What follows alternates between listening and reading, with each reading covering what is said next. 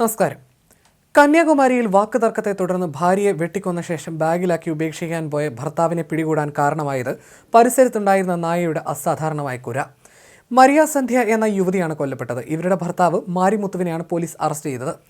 കഷ്ണങ്ങളാക്കി ബാഗിൽ സൂക്ഷിച്ച നിലയിലായിരുന്നു യുവതിയുടെ മൃതദേഹം കണ്ടെത്തിയത്.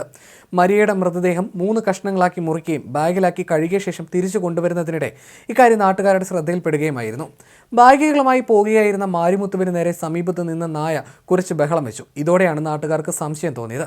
ബാഗിൽ എന്താണെന്ന നാട്ടുകാരുടെ ചോദ്യത്തിന് ഇറച്ചിയാണെന്നായിരുന്നു മറുപടി. പിന്നാലെ മാരിമുത്തുവിനെ തടഞ്ഞു നിർത്തിയ നാട്ടുകാർ പോലീസിൽ വിവരം അറിയിക്കുകയായിരുന്നു.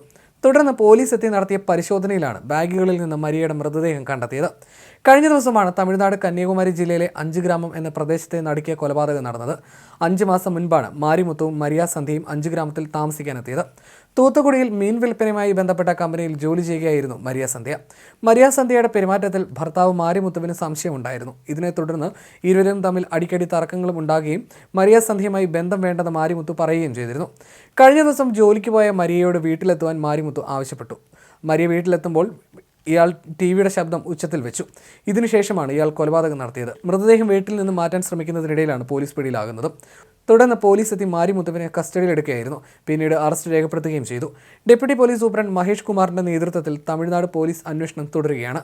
മരിയയ്ക്കും മാരിമുത്തുവിനും 2 മക്കളാണ്.